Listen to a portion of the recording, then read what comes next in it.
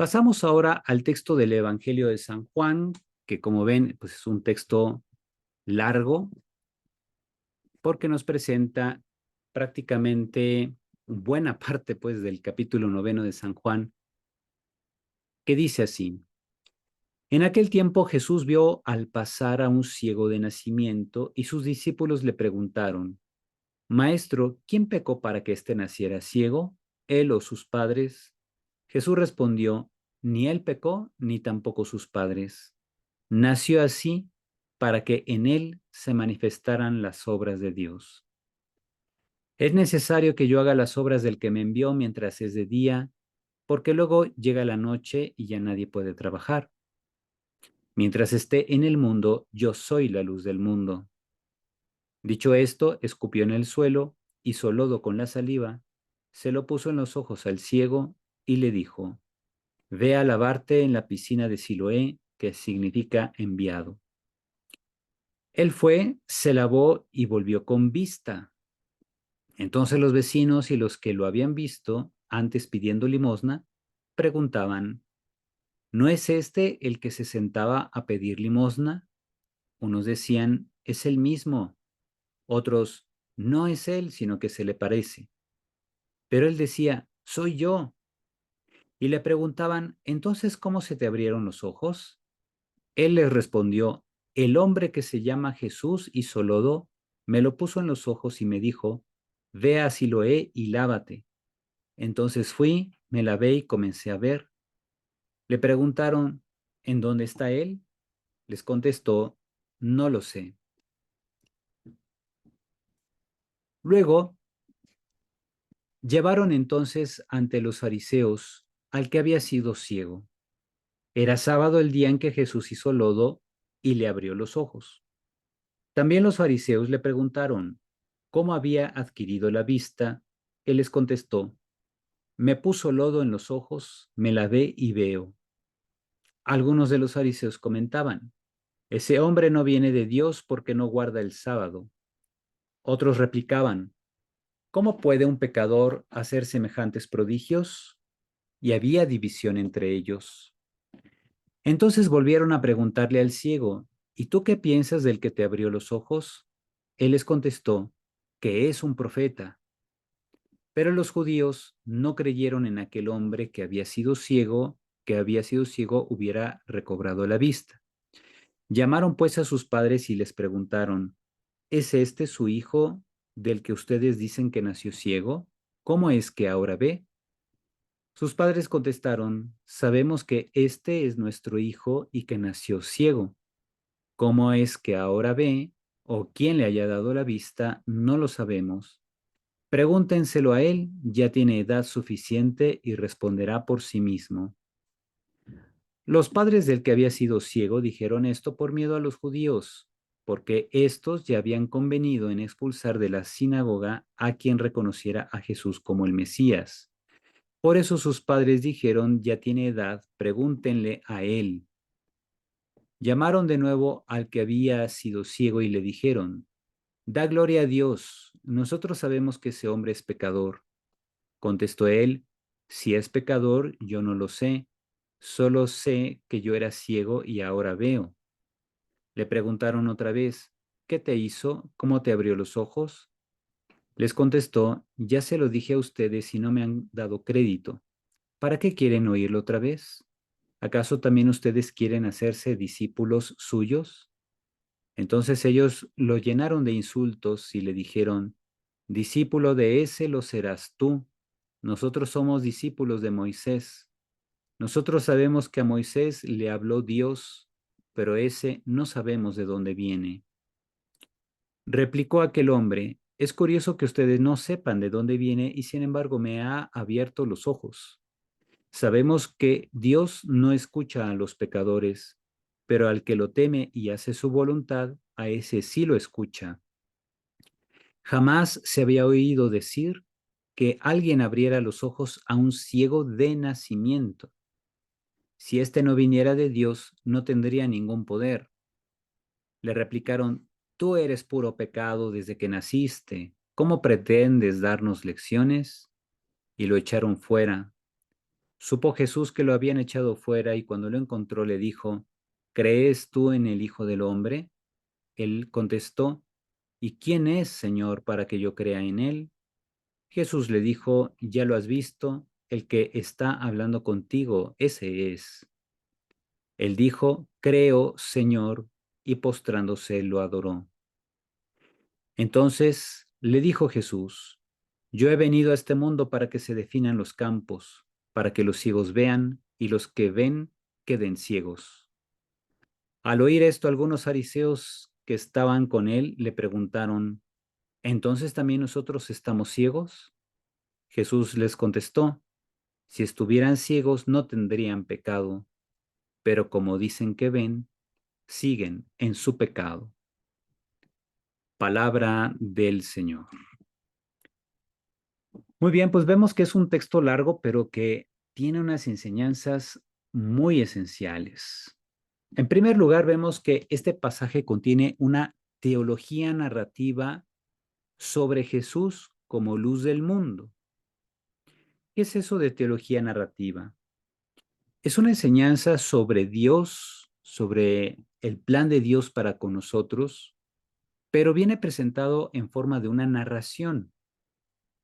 Esta teología no es especulativa, no es conceptual, se nos muestra a través de un relato. Vimos cómo Jesús, antes de darle vista al ciego de nacimiento, dijo, mientras yo esté en el mundo, yo soy la luz del mundo. Acto seguido, hizo lodo escupiendo a la tierra del suelo, hizo el lodo y se lo puso en los ojos al ciego y le dio una orden.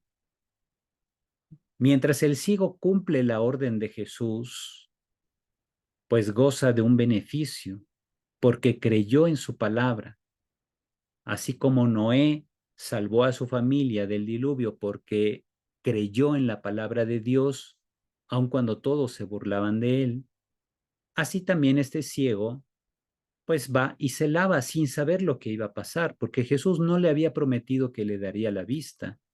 Simplemente le untó lodo en los ojos y le dijo, ve y lávate. Y aquel hombre fue y se lavó, obedeció la palabra de Jesús, y la consecuencia es que ahora comenzó a ver. Así el ciego recibe la luz de la vista para que reconozca a Jesús como su Señor. Vemos que el ciego pasa por un proceso.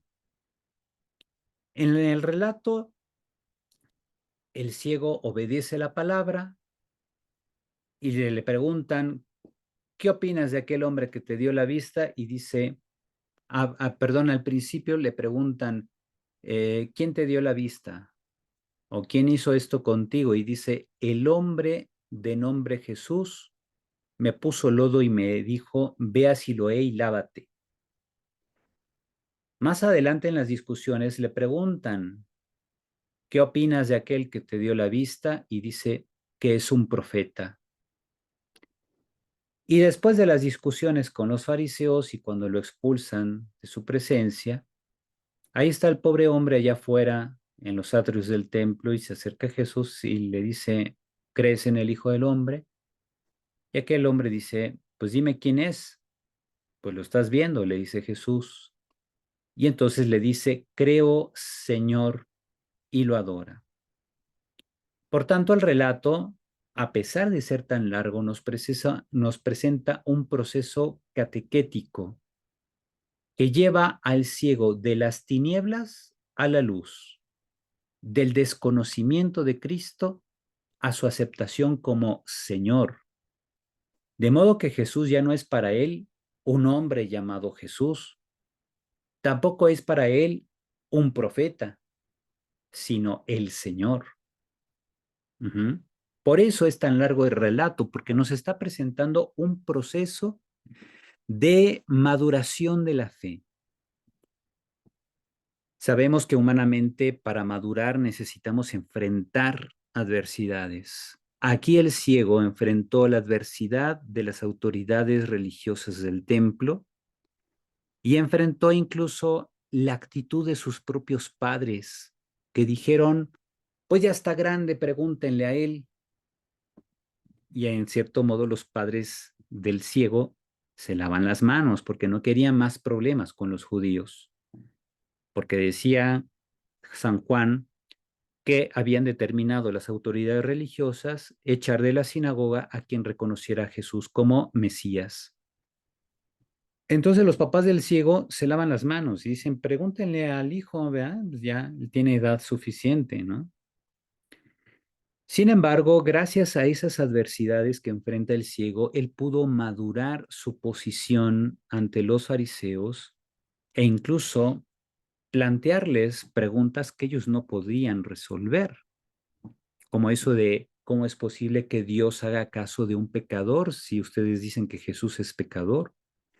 ¿Cómo es posible que Dios obre a través de este hombre si no cumpliera su voluntad?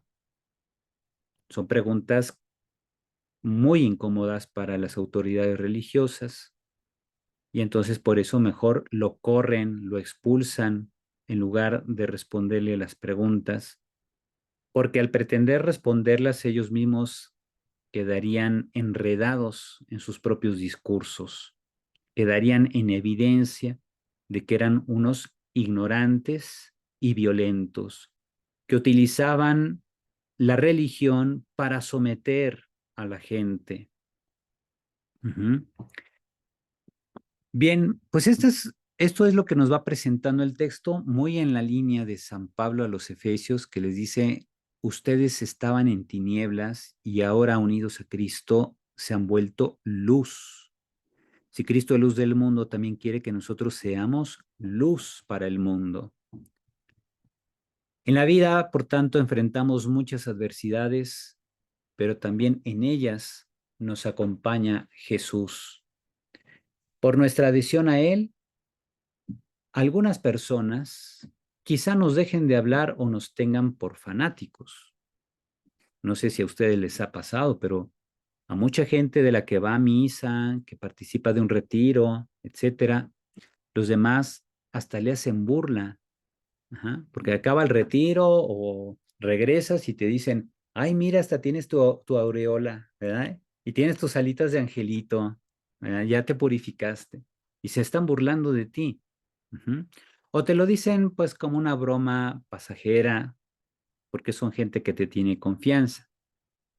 Pero también es cierto que nadie se convierte de la noche a la mañana. Fíjense, también hay mucha gente que me ha dicho, por ejemplo, padre, mire, como que antes yo estaba más a gusto porque pues hacía y deshacía aquí, no me sentía mal, pero pues empecé a llevar la evangelización y me doy cuenta que muchas cosas que suelo hacer pues son pecado, están mal, pues ya se había acostumbrado a actuar de cierto modo. Entonces dice como que esto de la evangelización pues en parte me ayuda porque me hace mejor persona, pero también me genera ciertas angustias porque me doy cuenta que ciertos hábitos que tengo, pues son pecaminosos al fin y al cabo, o sea, no son correctos y me cuesta mucho trabajo superarlos, cambiarlos por otros hábitos, por otra forma de actuar. Y entonces como que estaba más a gusto en mi ignorancia, ¿no? Mucha gente ve eso, pero pues aún así Dios nos da la asistencia de su Espíritu, del Espíritu Santo, para que vayamos superando esa tentación de simplemente repetir lo que veníamos haciendo antes. Como el que había sido ciego de nacimiento, también nosotros somos conducidos por el Espíritu Santo por un camino en que depuramos la forma como entendemos a Jesús en nuestra vida. Ya habíamos visto en la primera lectura cómo Samuel, a pesar de llevar décadas al servicio de Dios, no sabía distinguir lo que Dios quería y estuvo a punto de ungir al hijo mayor de Jesé.